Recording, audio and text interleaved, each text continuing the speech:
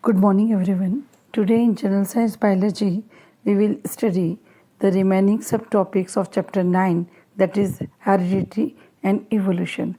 This is video number 10. In this video, we will first of all study about the evolution by stages.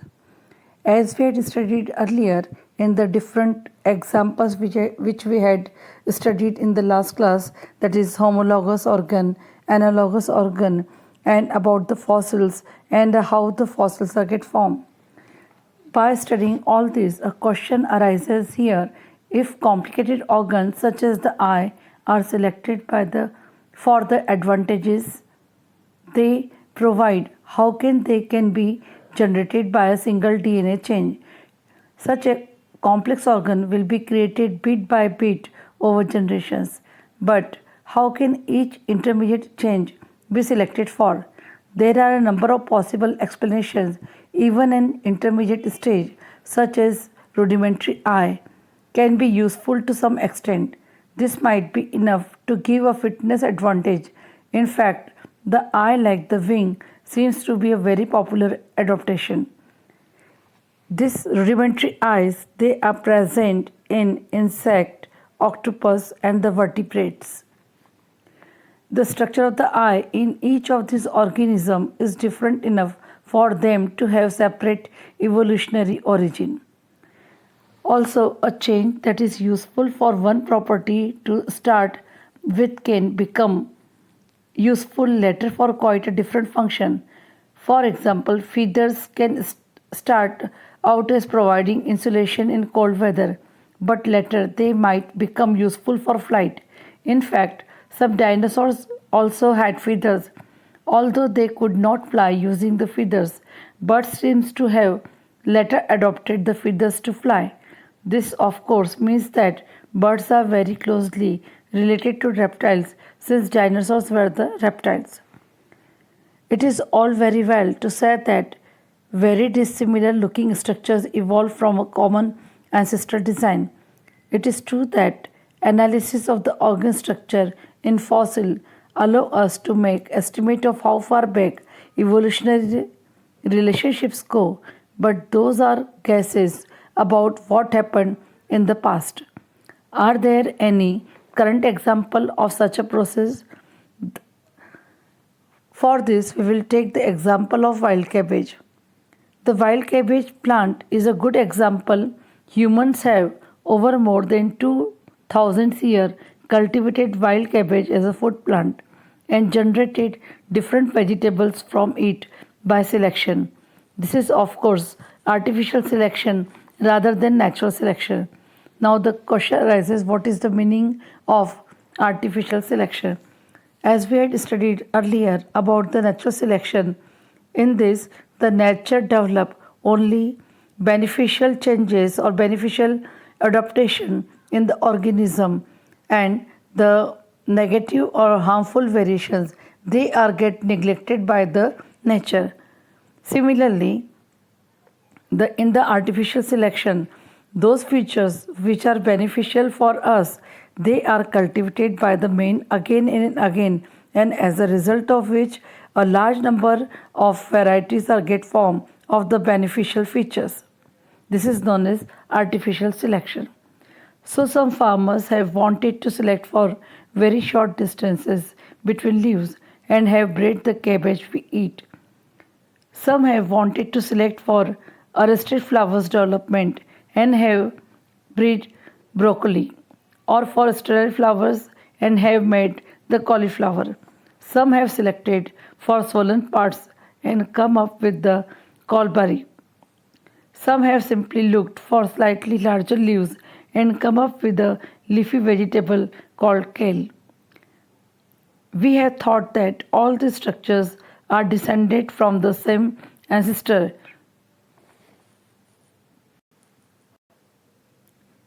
Another way of tracing evolutionary relationships depends on the original idea that we started with. The idea was that the changes in DNA during reproduction are the basic events in evolution. That is the case then comparing the DNA of different species should give us a direct estimate of how much the DNA has changed during the formation of this species. This method is extensively used to define evolutionary relationships. आज हम जीव विज्ञान में अध्याय 9 यानी आनुवंशिकता एवं जैव विकास के बचे हुए सब टॉपिक का अध्ययन करेंगे। ये वीडियो नंबर 10 है। इसके अंतर्गत हम प्रथम सब टॉपिक विकास के चरण का अध्ययन करेंगे। जैसा कि हम पूर्व की कक्षाओं में पढ़ चुके हैं, हमने विभिन्न प्रकार के अंगों जैसे समजात अंग, संवृत्ति अंग एवं जीवाश्म निर्माण के बारे में अध्ययन किया था। इसी प्रकार विभिन्न जंतुओं के जीवाश्म किस प्रकार बने उसके बारे में भी हमने अध्ययन किया था। तो अब इन सब अध्ययन से यह प्रश्न उठता है कि यदि जटिल अंग जैसे आँख का चयन उनकी उपयोगिता के आधार पर होता है तो वे डीएनए में मात्र एक परिवर्तन द्वारा किस प्रकार संभव हो पाता है। निश्चित रूप से ऐसे जटिल अंगों का विकास क्रमिक रूप से अनेक पीढ़ियों में हुआ होगा, परंतु बीज के परिवर्तन किस प्रकार चयनित होते हैं उसके लिए अनेक संभावित स्पष्टीकरण हैं। एक बीज का चरण जैसे कि अल्पवर्धित आँख, जो कि प्रायः कीट, ऑक्टोपस और कशेरुकियों में पाई जाती है, यह योग्यता को लाभ के लिए पर्याप्त हो सकता है। पंख की तरह आँख भी एक व्यापक अनुकूलन है, यह कीटों में पाई जाती है।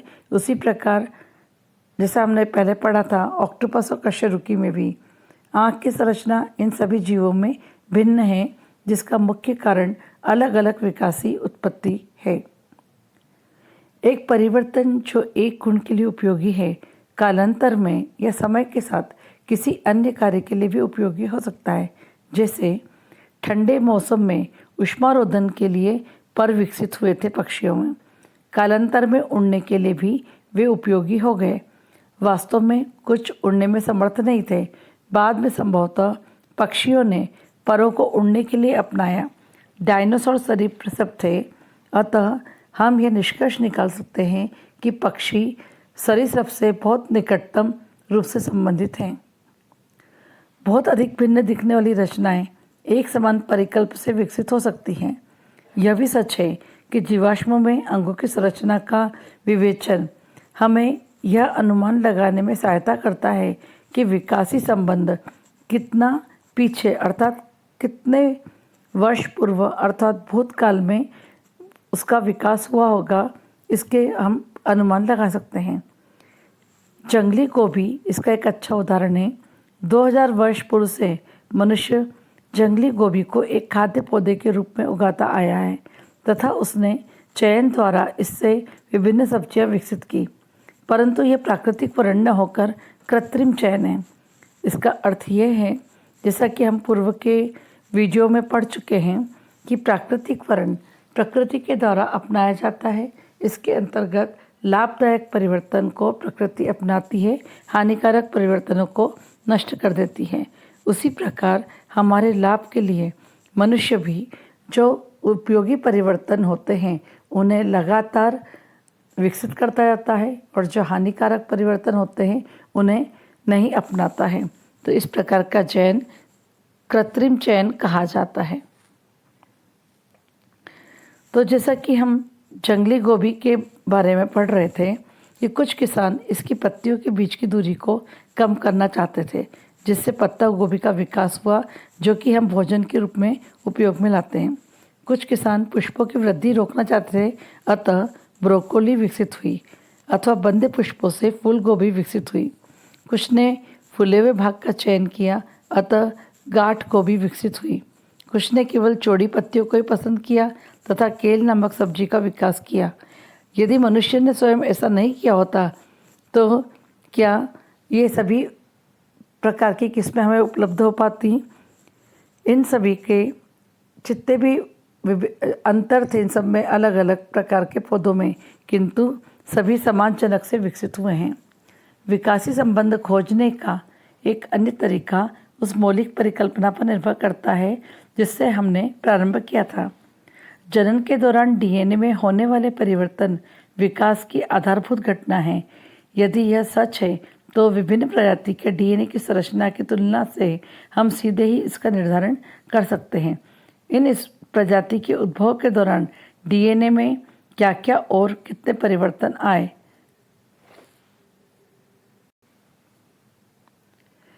इन चित्रों में हम विभिन्न प्रकार के जंतुओं के बारे में अध्ययन करेंगे।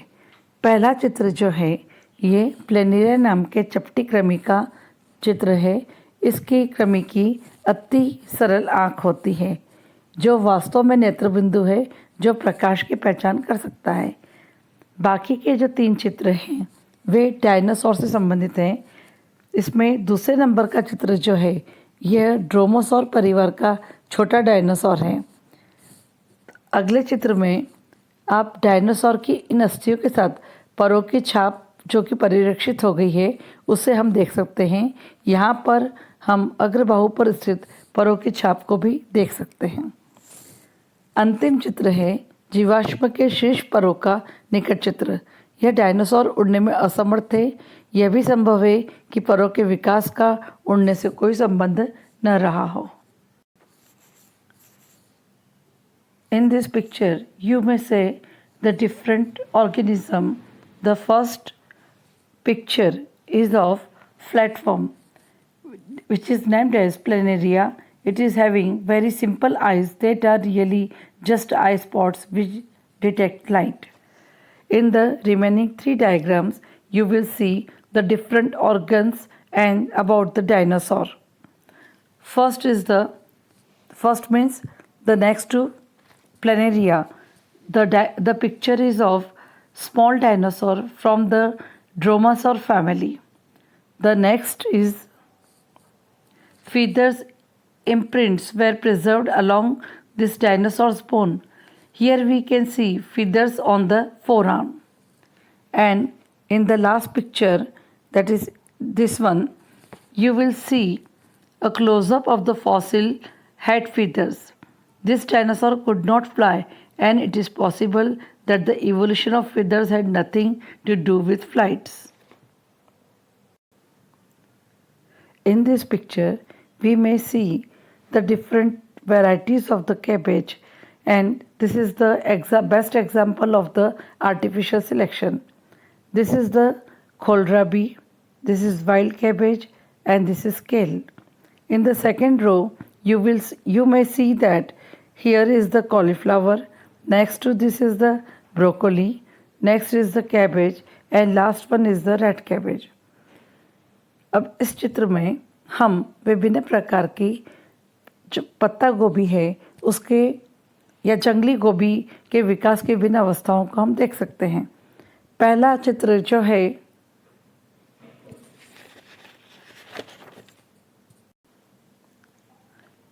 वह गांठ गोभी का है, दूसरा जंगली गोभी, तीसरा केल।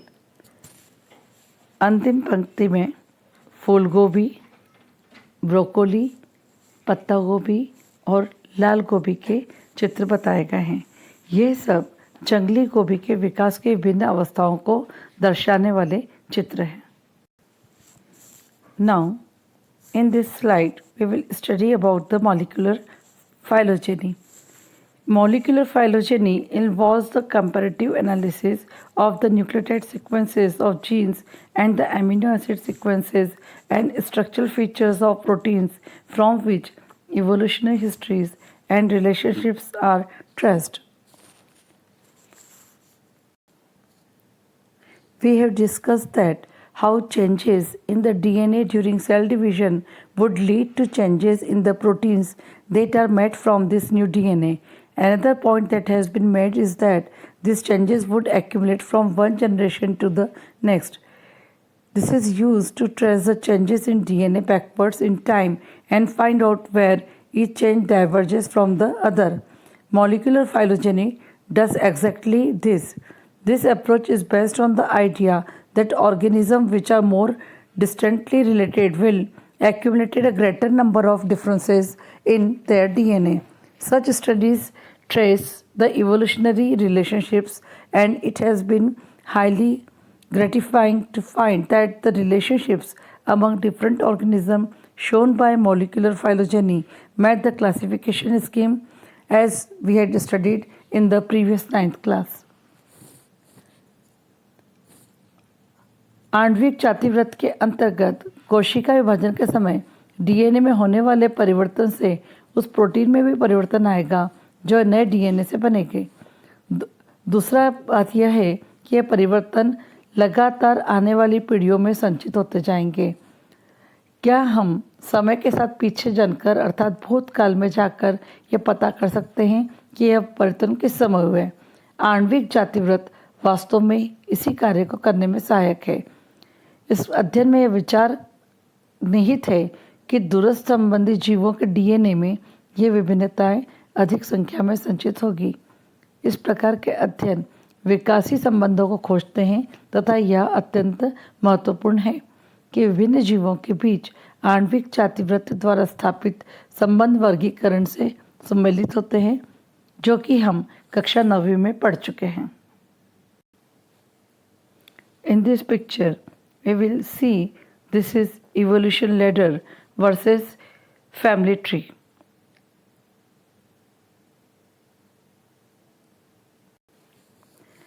प्रस्तुत चित्र में हम विकास सीढ़ी के विरुद्ध एक वंश वृक्ष का अध्ययन करते हैं जो कि विकास को समझाने में सहायक होता है।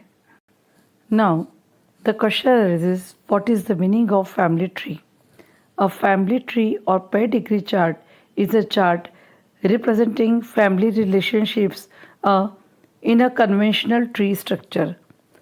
For example, man and chimpanzee.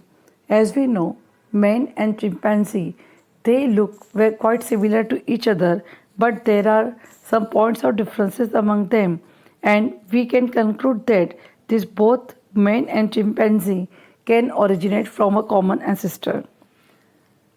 इस स्लाइड में हम वंश वृक्ष का अध्ययन करेंगे। वंश वृक्ष का मतलब या वंशावली चार्ट के द्वारा परंपरागत वृक्ष के माध्यम से पारिवारिक सदस्यों के रिश्तों को प्रदर्शित किया जाता है। उदाहरण के लिए मानव एवं चिंपांजी। जैसा कि हमें ज्ञात है कि मानव और चिंपांजी काफ़ी एक समान लक्षण रखते हैं, किंतु फिर भी उनमें कुछ अंतर होते हैं जो इस बात को सिद्ध करते हैं कि दोनों ही जंतुओं का विकास एक कॉमन जनक के द्वारा हुआ है। Tracing the family tree of species, we need to remember certain things. Firstly, there are multiple branches possible at each and every stage of this process. So it is not as if one species is eliminated to give rise to a new one. A new species has emerged, but that does not necessarily mean like we had studied about the beetle example. We had thought that the old species will disappear. It will all depend on the environment. It is not as if the newly generated species are in the any way better than the older one. It is just that natural selection and genetic drift have together led to the formation of a population that cannot reproduce with together led to the with the original one. So, it is not true that human beings have evolved from chimpanzee.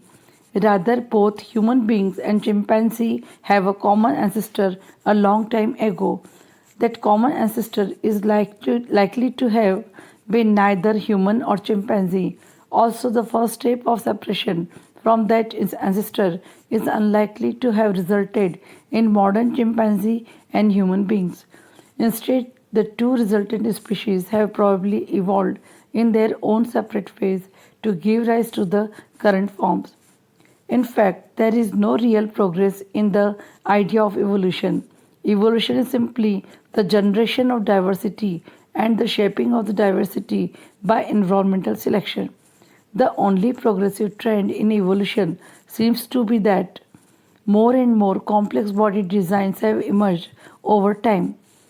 Again, it is not as if the older designs are inefficient. So many of the older and simpler designs will still survive. In fact, one of the simplest life form, that is bacteria, inhabit the most hospitable habitats like hot springs, deep sea, thermal vents, and the ice in Antarctica. In other words, you may say that the human beings are not the pinnacle of evolution, but simply yet another species in the teeming spectrum of evolving life.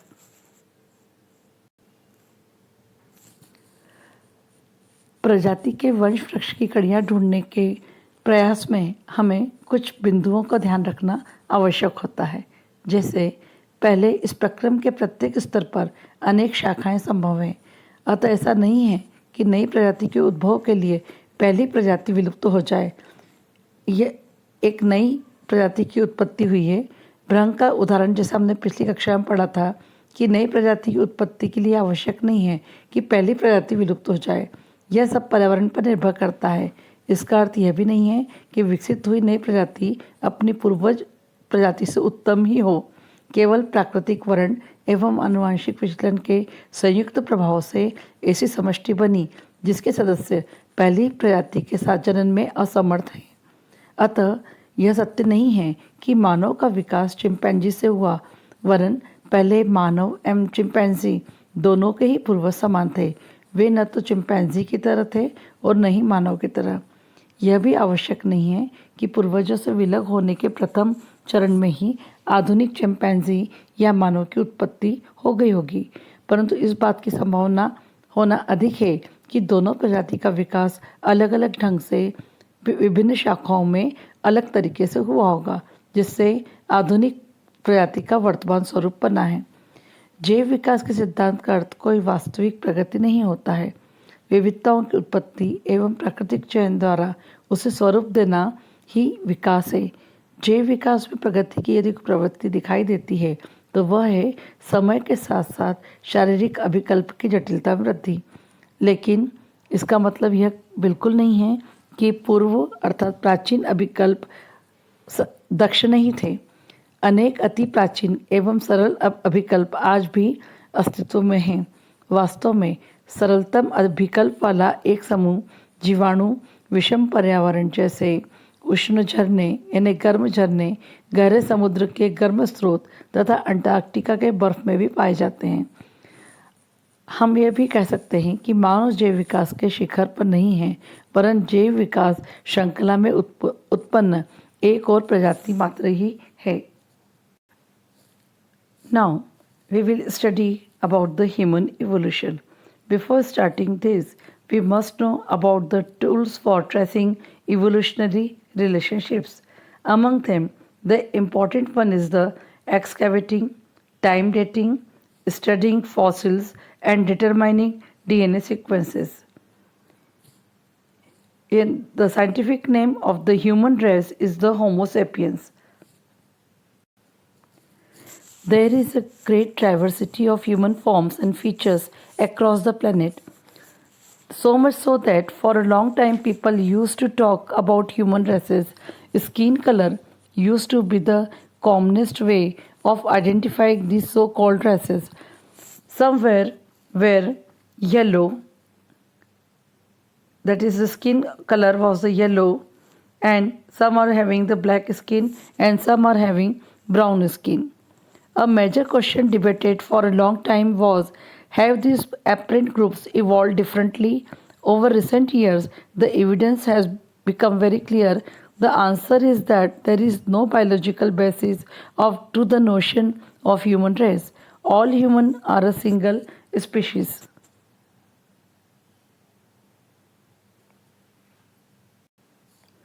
Regardless, we have lived for the past few thousand years. We all come from Africa. The earliest member of the human species, Homo sapien, can be traced here. Our genetic footprints can be traced back to our African roots. A couple of 100,000 years ago, some of our ancestors left Africa while others stayed on. While the residents spread across Africa, the migrants slowly spread across the planet from Africa to West Asia, then to Central Asia, then Eurasia, then South Asia and East Asia. They traveled down the islands of Indonesia and the Philippines to Australia, and they crossed the Bering Land Bridge to the America. They did not go in a single line, so they were not traveling for the sake of traveling, obviously. They went forward and then backwards, with groups sometimes separating from each other, sometimes coming back to mix with each other, even moving in and out of Africa. Like all other species on the planet, they had come into being as an accident of evolution and were trying to live their lives the best they could. अब हम मानव विकास के समझने के लिए किन साधनों का हम उपयोग करते हैं उनका अध्ययन करेंगे। जैव विकास संबंध अध्ययन के जो साधन होते हैं उसमें मुख्य है उत्खनन, समय निर्धारण, डीएनए अनुक्रम का निर्धारण।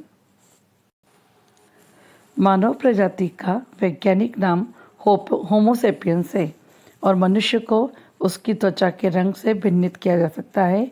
जैसे त्वचा का रंग प्रायः पीला, काला, सफ़ेद या भूरा हो सकता है।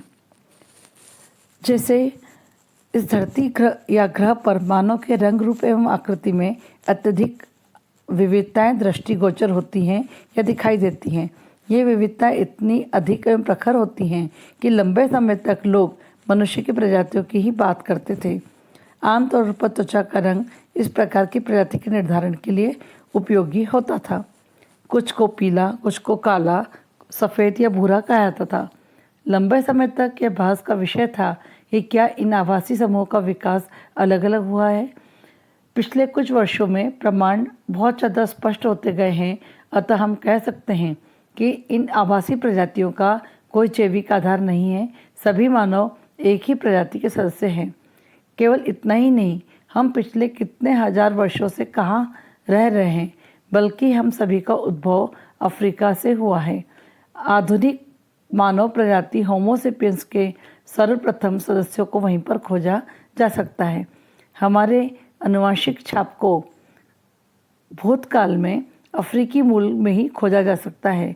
कुछ हजार वर्ष पूर्व हमारे पूर्वजों ने अफ्रीका छोड़ दिया, जबकि कुछ वहीं रह गए, जबकि वहाँ के मूल निवासी पूरे अफ्रीका में फैल गए। उत्प्रवासी धीरे धीरे समूचे ग्रह अर्थात संसार में फैलते गए। वे अफ्रीका से पश्चिम एशिया, वहाँ से मध्य एशिया, फिर यूरेशिया, दक्षिण एशिया तथा पूर्व एशिया में माइग्रेट होते गए। वहाँ से उन्होंने इंडोनेशिया के द्वीपों तथा फिलीपींस से ऑस्ट्रेलिया तक का सफ़र किया। वे बेरिंग लैंड ब्रिज को पार करके अमेरिका पहुँचे, क्योंकि वे मात्र यात्रा के उद्देश्य से सफ़र नहीं कर रहे थे। अतः उन्होंने एक ही मार्ग का चुनाव नहीं किया। वे विभिन्न समूह में कभी आगे तथा कभी पीछे आए और गए। समूह कई बार परस्पर अलग भी होते गए, कभी कभी अलग होकर विभिन्न दिशाओं में आगे बढ़ते गए, जबकि कुछ वापस आकर परस्पर मिल गए। आने जाने का सिलसिला लगातार चलता रहा। इस ग्रह को अन्य प्रजाति की तरह ही उनकी उत्पत्ति जैव विकास की एक घटना मात्र ही थी तथा वे अपना जीवन सर्वोत्तम तरीके से जीने का प्रयास कर रहे थे। In this picture, you may see the different races of the human being, that is Homo sapiens. In this pic, you may see the different races which belongs to the Africa, Asia, Europe, and America. And they may be get identified by their color of the skin and their texture of the hair. And this is all variation are produced due to the different climatic factors which influences their structure and the features. इस चित्र में हम मनुष्य के विभिन्न प्रजातियों को चित्र देख सकते हैं। इस चित्र में हमें विभिन्न प्रकार के निग्रो, एशिया में रहने वाले मनुष्य, यूरोप में रहने वाले मनुष्य और अमेरिका में रहने वाले मनुष्यों के चित्र दिखाई दे रहे हैं। इन सबको हम उनके त्वचा के रंग और बालों की प्रकृति के आधार पर भिन्नित कर सकते हैं कि कौन सा व्यक्ति अफ्रीका में रहता होगा, कौन सा व्यक्ति या कौन सा व्यक्ति अमेरिका का मूल निवासी है या अफ्रीका का मूल निवासी है या एशिया का मूल निवासी है, क्योंकि यहाँ पर रहने वाले मनुष्य में विभिन्न प्रकार के वातावरणीय कारक मुख्य रूप से प्रभाव डालते हैं, जो कि पीढ़ी दर पीढ़ी नए लक्षणों के रूप में परिलक्षित होते हैं। Now this is all about the lesson whose name is Heredity and Evolution. That was the chapter number 9, and this also conclude the whole syllabus of the biology of class 10. अब इसी के साथ हमारा 9वां अध्याय, जिसका नाम आनुवंशिकता एवं जैव विकास से समाप्त होता है। साथ ही इस अध्याय के साथ ही हमारा कक्षा 10वीं का जीव विज्ञान का कोर्स भी पूर्ण होता है।